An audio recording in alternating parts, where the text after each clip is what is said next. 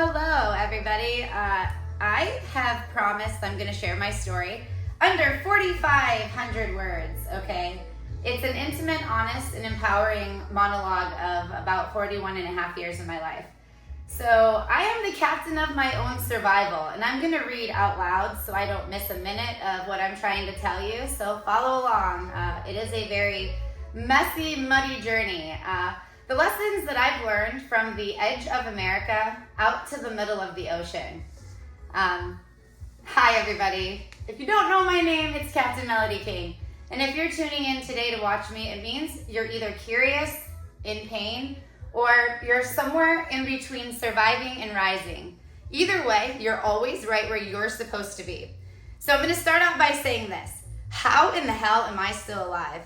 I literally have no idea. So sometimes I look into the mirror and I'm shocked I made it this far. I'm 41 years old. I was born 41 and a half years ago in Southern California, and I currently live on a barrier island in Southwest Florida. And I am on display as a lifestyle influencer. I never wanted to be a social media influencer, but for 5 years now, over 2.1 million people, they said in the last 90 days, it's time that I share with the class the lessons I've learned.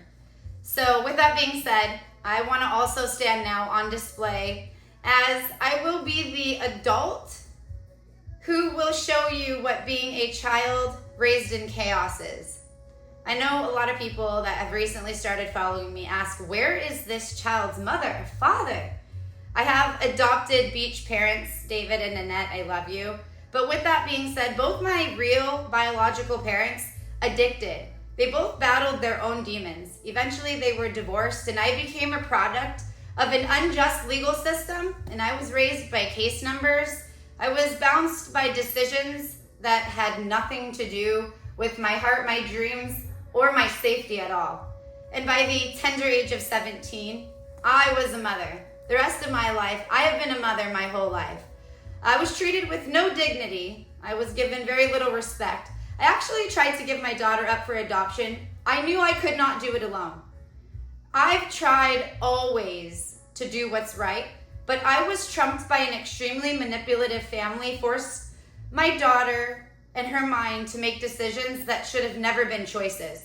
She was influenced by vanity to correlate a source of behave and be rewarded system in her father's household. And yes, I was ostracized, and they tried to make me look like a bad person. I fought a $68,000 legal battle, which is none of anybody's business, but from the age of 14 to 18, my daughter suffered. I would never give up on my daughter, as I know personally from the experience of parental effects of my parental alienation syndrome in my past. I knew that my daughter was taught through her father's family how to ostracize her mother, just like they tried to do to my mom. And I was a child who was raising a child with no safety net, just grit in a grimy ass world. And I continued to forge through, and I found God. I found a spiritual being. I worked in IT. I was gifted a great job and a good brain. And in project management, I was finally able to make my own way. And I specialized in infrastructure rebuild by design. And I actually, at the time, was a child raising a child. I then met a man in California, and I got pregnant like next to no time at all. And I had a beautiful baby boy who everyone knows.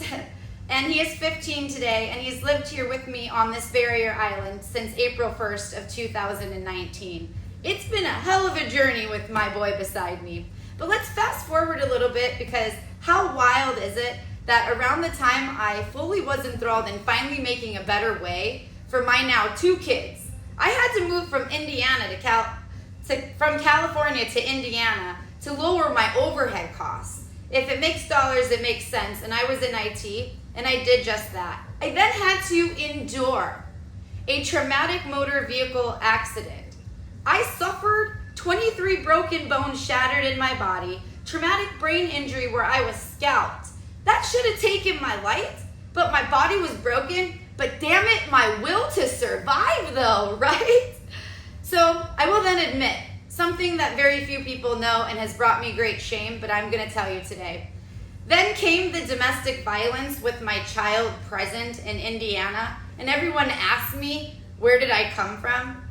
Yes, now I am actually a victim of an abusive relationship with my son's father. And it is a very strange thing to live in both survival and strength at the same damn time. But I don't get a choice because this shit is my real life. So yeah, my son's father and I have had a few fantastic debuts of co-parenting.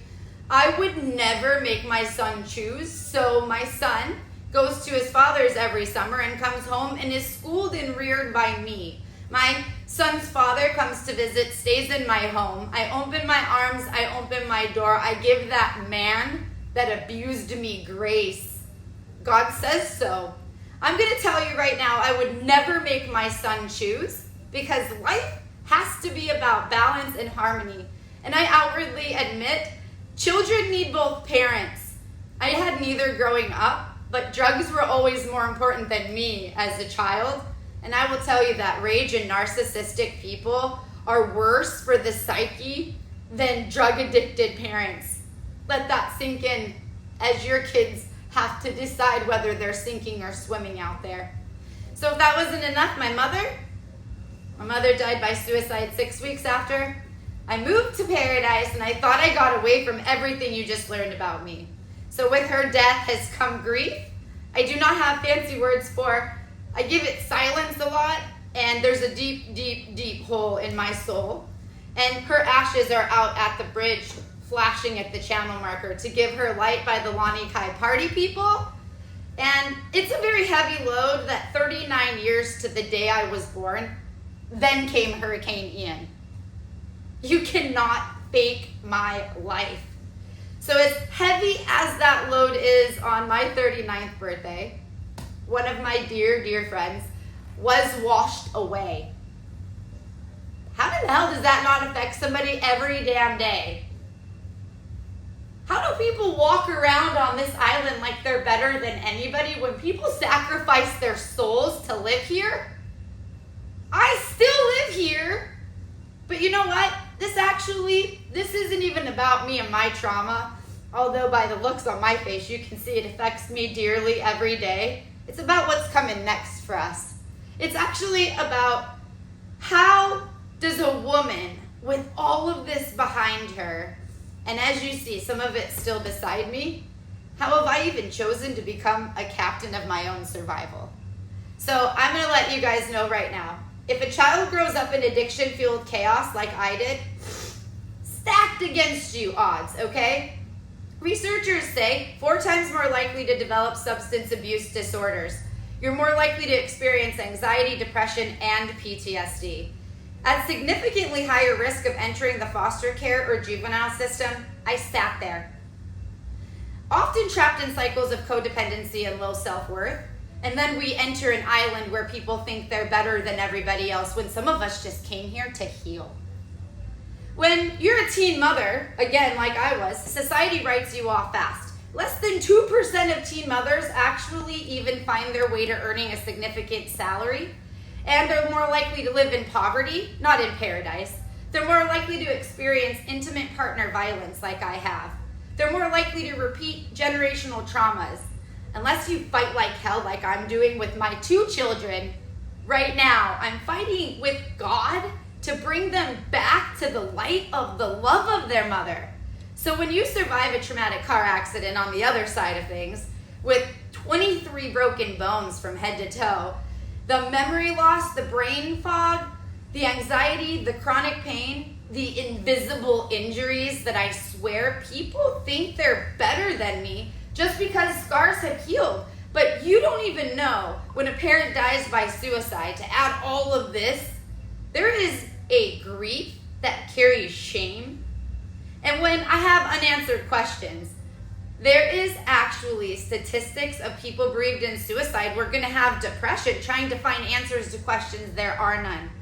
So I want everyone to know that we're going to call it what it is when it's really easy to listen to the voices of people of your past that say it might be easier to just pass on, because suicidal ideations and bereavement of suicide, that themselves is a struggle that I don't think anyone will ever understand unless you've lost a maternal parent to suicide. So all of these subjects, when they all happen to one person, it breeds a storm in a soul where you're either sinking or you're swimming. I have chose to swim. I have chose to swim and share my story with you today. So there's also a quote I'd love to share that it goes a little something like this. I had every reason to stay at the bottom because I came from mud, and there are many people who are trying to drag you back down to that. However, you listen to that little voice that says, no, baby girl, no, baby boy. You were made for more than just survival. You were made to serve by telling your story. So today, I wear many hats, but I have to tell you, they all mean one thing, that you have to show up to your past traumas. I'm showing up to mine, and I'm telling you, I'm a 110 licensed master captain because I lead with steadiness in rough seas, and we don't know when the next storm is coming. We better be prepared. I'm also a captain of a Southwest Florida cadaver dog team because I needed to bring closure to grieving families that came to me, okay? I also became an FAA state drug administrator, and I hold space for accountability and stability in sobriety. I also believe in rehabilitation and recovery and reform. I'm also a scouting American skipper leading Ship 91 on Fort Myers Beach, barely even announced to the public, because I believe we can change the world, and I believe in raising up strong, capable young people, regardless of their life circumstances. I'm a product of 41 years. I also serve as a United States Coast Guard Auxiliary Flotilla 91, because service is a part of healing, and I will never stop serving my people. I also answer to Mom and Grammy, and those are two of the most sacred titles of them all, and I pray every day for peace inside of all of my loved ones' souls. So with that being said, here's the shift to the truth, and this is the big lesson. Everything I've lived through has become just a tool in my toolkit. I have the knowledge because I lived it. I have the resources because I had to find them on my own. I actually have connections because I refuse to heal in isolation. Say it again. I refuse to heal in isolation. No one should ever silence your song. I want to share everything with you. So I do not believe in saviors. I believe in God. I also do not believe in anything other than running at radical self-love. If that means anything, that means radical self-rescue yourself. Your people will come for you. So you can heal, but it's really got to be intentional. You also have no way to stumble into peace. You got to build it brick by brick. If these people are throwing stones, stack them on top of your bricks, cement them together, write their name on it, and never forget that lesson you learned as you're stacking your bricks. You have to do it on purpose. Renounce every single thing that ever comes in between you and your mental peace, and handle it professionally, legally, and appropriately before you run your mouth. So with that being said, you're not broken. You're not far, far gone. You are, as I am, a raging fire burning to share your story. So to begin again, anybody that wants to share their story on my Facebook page, I give you access to 12,000. That equals 2.1 million when I share it out. Share your story, but name the truth. Don't dress it up. Get safe so that your healing can happen outside of chaos, and leave whoever is causing chaos in your life. Stop the triggers. You have to ask for help. It isn't a weakness. Strategize with people that you know have the same pain. It is prevalent, and you guys have purpose together. You have to build a community that sees you. So those that don't see you, don't look at them either. You got to serve, because the quickest way that you're going to heal is by helping someone else rise. I promise you that much. You have to learn your body also. Pain exists and trauma lives in your body. Move it, nourish it. Sometimes eat nothing, speak less, go away and lose your cell phone. Talk to nature. Listen to the birds. I say this much, forgive yourself, lastly, for not being broken, but for being so hard on yourself for surviving, all right? I want to know the real answer to the question is, how in the hell am I still alive? And how the hell are we all still smiling, okay? I know that because God, the ocean, my children, my grandchildren, and the fire in my soul, I decided I was still needed. I made that choice. I choose to live.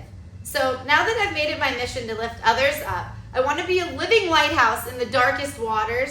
And I'm here to remind you that if there's anything in today's podcast that I share with you, I want you to know. You can share it right now. Make your own.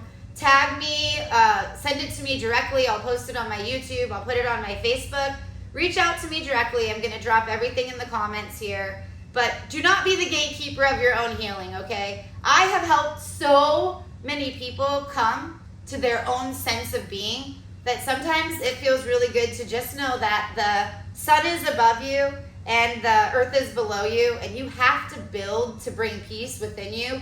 The world is chaos, all right? So that's my story. And if anybody wants to share theirs, I have an open invitation. You have a seat at the table.